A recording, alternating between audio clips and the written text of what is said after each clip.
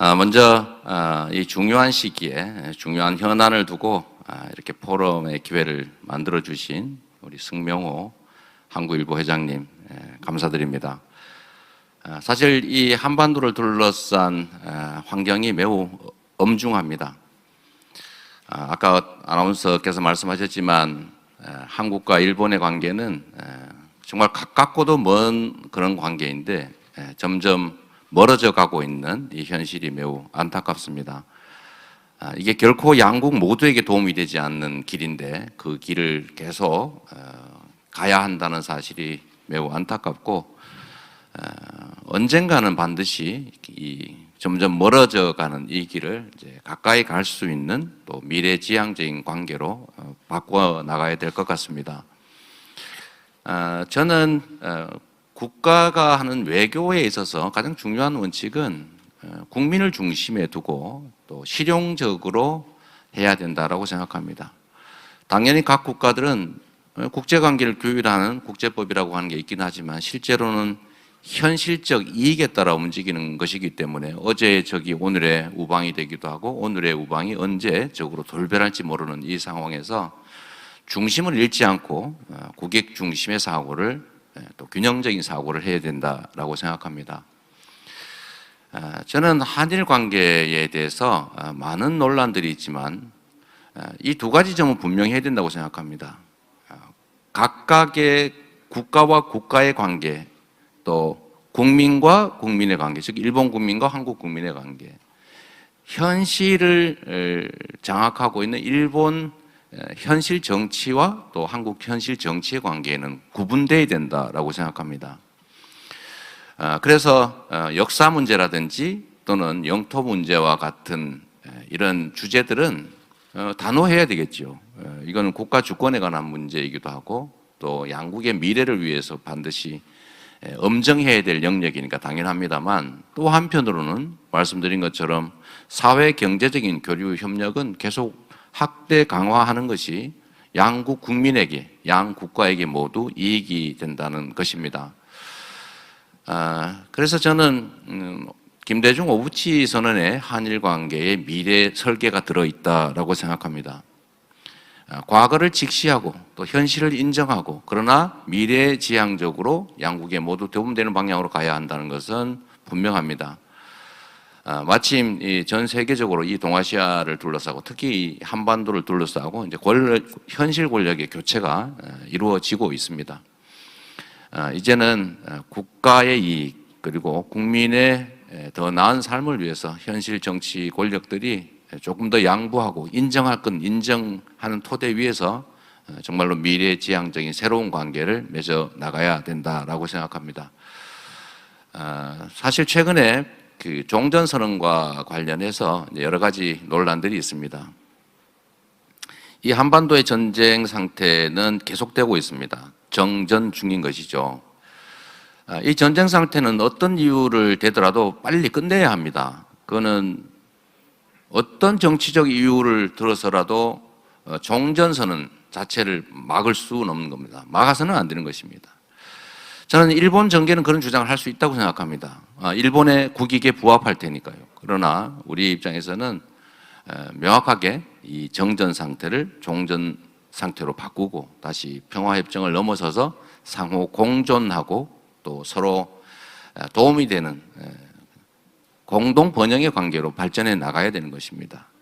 이런 문제들에 대해서 일본 정계가 종전선언을 반대한다고 하는 것들에 대해서 우리 입장에서는 대한민국의 국익을 지킨다는 측면에서는 명백하게 뚜렷한 입장을 표명해서 그런 태도들에 대해서는 지적해야 된다. 그러나 이것이 한일 관계를 근본적으로 악화시키는 방향으로 가지 않도록 소통하고 또 협력하는 이런 노력들은 끊임없이 또 계속돼야 된다 이렇게 생각합니다.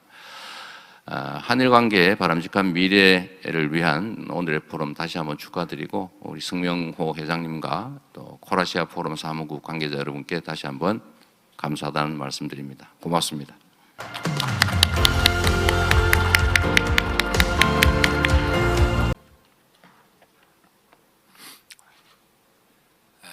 안녕하십니까. 윤석열입니다.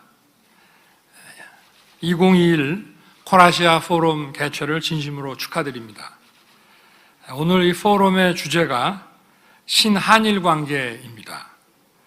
아주 시적절한 주제로 이 포럼을 개최하고 준비해 주신 우리 승명호 회장님과 관계자 여러분, 그리고 오늘 이 자리에 참석해 주신 여러분께 깊이 감사드립니다. 우리는 일본과 그 아픈 역사를 경험했기 때문에 한일 관계라는 이 문제는 참으로도 어렵고 민감한 것입니다.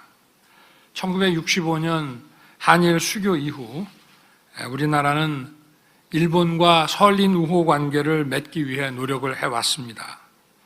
한국과 일본 이 두 나라의 협력이 양국의 공전 공용의 길을 열 수 있다는 것을 서로 잘 알았기 때문입니다. 그런데 현 정부에 들어와서 한일 관계가 국교 정상화 이후 최악으로 치달았습니다. 국익을 앞세우는 것이 아니고 외교가 국내 정치로 들어왔기 때문입니다. 또 미래보다 과거에 집착했기 때문입니다. 제가 차기 정부를 맡게 되면 이 불신과 냉소로 꽉 막혀 있는 한일 관계를 풀어 미래지향적인 한일 관계로 열어가고자 합니다. 저는 이미 여러 차례 김대중 오부치 선언 2.0 시대를 약속을 드렸습니다. 1998년 한일 양국의 두 정상은 우리 외교사의 길이 남을 이정표를 남겼습니다. 일본의 진심 어린 사과와 반성 위에 두 나라가 새로운 협력 관계를 만들어 가자는 결단이었습니다. 한국과 일본이 공유하는 자유민주주의와 인권의 가치는 두 나라가 왜 긴밀히 협력해야 하는지를 대변합니다.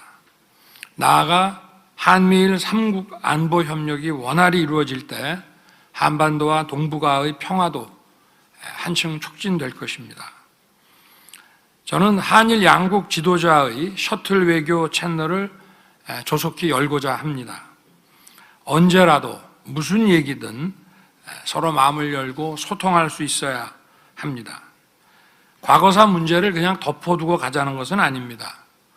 아무리 어려운 현안이라도 접점을 찾아 함께 이행한다는 신뢰가 형성된다면 과거사 문제도 분명히 극복할 수 있을 것이라고 생각합니다. 저는 국내 정치에 외교를 이용하지 않겠습니다. 국민을 친일과 반일로 갈라 한일 관계를 과거에 묶어두는 그런 잘못을 되풀이하지 않겠습니다. 성숙한 한일 동반자 관계의 새로운 시대를 열겠습니다. 다시 한번 콜아시아 포럼 개최를 축하드리며 뜻깊은 자리를 마련해 주신 한국일보사 임직원 여러분, 그리고 내빈 여러분께 다시 한번 감사드립니다. 네, 고맙습니다.